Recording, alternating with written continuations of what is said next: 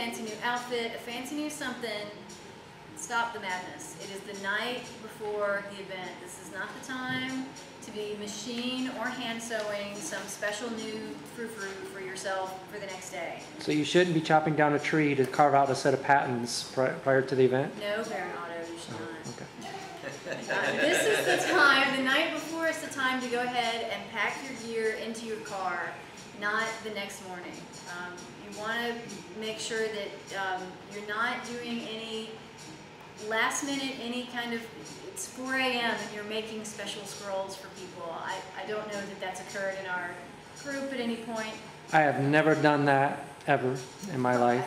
Maybe 3 a.m. And that would be a false statement. Yeah. Yeah, do yourself a favor and get a good night's sleep instead of sitting up till 2 or 3 in the morning, putting the finishing touches on that hand-carved, woodcut for the A&S tournament the next day. Finishing the button holes on the item you're going to be turning in the next day while you fly to Tokyo. Anything like that. You really want to avoid that. Yes. So what we were saying about autocratting, I'm sorry, go ahead. A good night's rest the night before the event is of utmost importance. Because the day of the event, you are going to be there first, and you are going to be there till the very end. You'll be the first at the event and the last to leave the event site.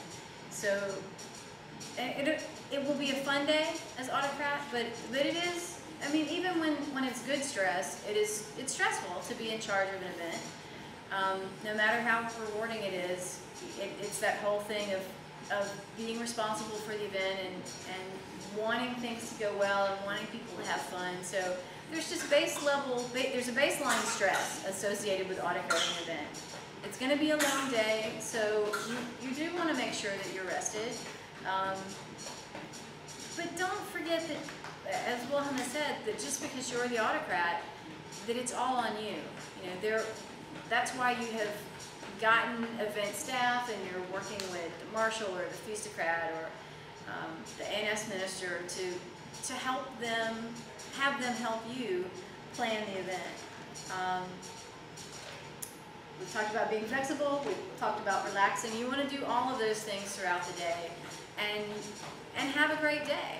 And you do want to make either mental notes for yourself, or if you have a special little Autocrat book that you carry around with you, make little notes of stuff that went really well and stuff that went kind of well and stuff that went horribly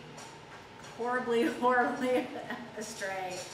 And then once the event is all over, then you'll be reporting to the Seneschal the good, the bad, and the ugly, as well as the financials associated with the event. Did you make money? Did you lose money?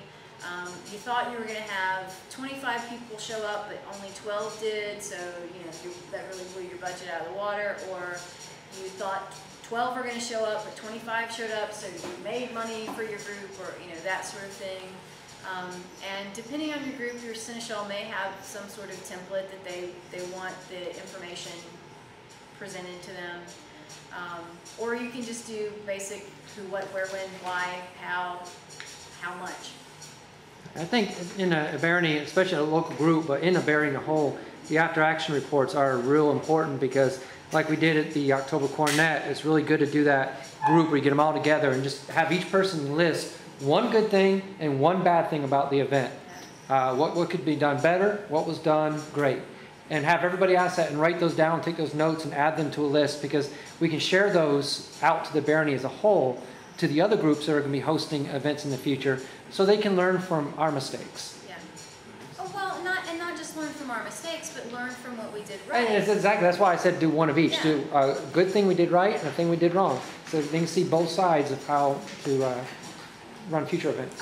I am really big on stealing from other people. So, when I was planning for 12th night, I know this is going to be the only time you're going to hear me talk about stealing things off the internet.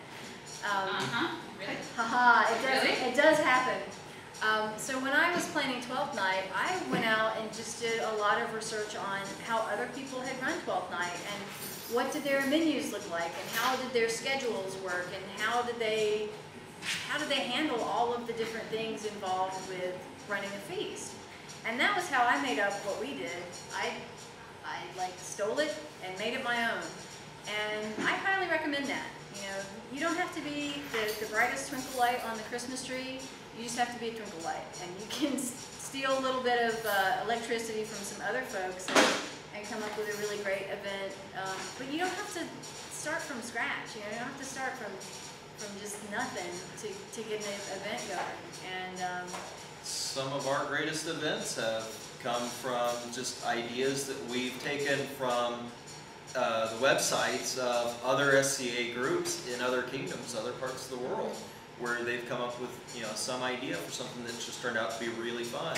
And then we took it and ran with it and decided, okay, well, you know, how can we adapt this to the far west and make this an event that we can pull off as a local group here and really have a lot of fun with it, and have that as another way to make the SCA perhaps more accessible to our local group, our local population here on this island.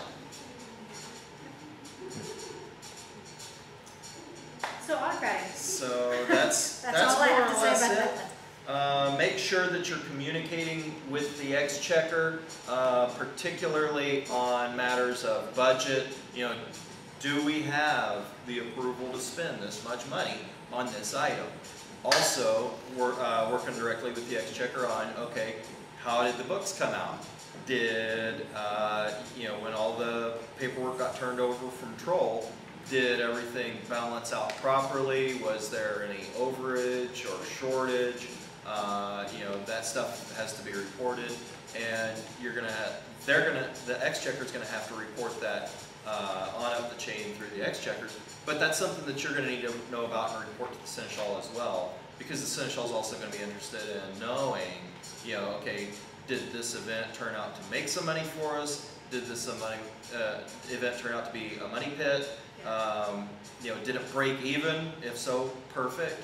But if we made some money, then hey, great. We can always find some great ways to spend that on, you know, maybe getting some new loaner guard for newcomers, maybe getting, you know, a loaner armor kit, something like that. There's, you know, largesse that we can turn over to, you know, kingdom level or, you know, sister group, sister organization somewhere else that we can turn over as largesse. So there's always ways that we can spend that money. It's always good to, you know, if you have to make an error and break to one side or the other of breaking even on an event, you want to break on the side of making a little bit of extra money, because let me tell you, there's nothing that gets people's blood pressure up quicker than a nonprofit organization that loses a ton of money. So that's the big thing there. And then after the event, yeah, just make sure that you're communicating everything to the seneschal as far as how the event went, what could have been better or worse, and you know, hopefully the seneschal also is going to turn over the floor to you at the next populace meeting and give you a few moments to stand up and speak and talk about, you know, what went well and what didn't for that event, and make that stuff known to the populace as a whole, so that we can all kind of grow from that and have something to take away from that event. So the information, the handouts that we've gone over for the folks that are watching this that are members of Battle Rock, this information is posted on the Yahoo group. And if you're not a member of Battle Rock, then get in touch with us via Facebook or some other fabulous internet-y type way, and we will be happy to share out our handouts. Okay.